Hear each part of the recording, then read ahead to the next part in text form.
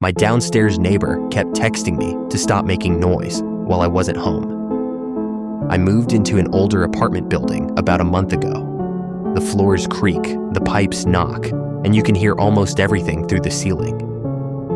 3 days after I moved in, my downstairs neighbor knocked on my door. "Hey," he said, "would you mind keeping it down after midnight? It sounds like someone's walking back and forth for hours." I apologized, but I was confused. I work night shifts. I leave around 8:30 p.m. and don't get home until almost 7 a.m. The next morning, I got a text from him. It happened again. The footsteps stopped right above my bedroom. Then I heard something heavy drag across the floor. I sent him a photo of me at work with the timestamp visible. His reply came almost immediately. "Then someone else is in your apartment." That night, I left my living room security camera running. Around 12:19 a.m., I got a motion alert. The video didn't show anyone. It only showed my bedroom door slowly swinging open.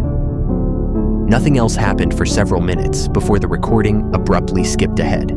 No error message, no corrupted file, just a 6-minute gap. Management blamed the building's old wiring and said inexpensive cameras sometimes lose footage.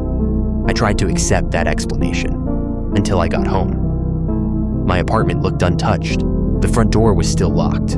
Nothing was missing, but my bedroom door was wide open. I always close it before I leave because my air conditioner works better that way. Then I noticed the floor. Fresh scrape marks ran from my desk to the middle of the room. My desk chair was sitting there by itself, facing the bedroom door. The timestamp on the camera picked back up exactly 1 second after the chair was already there.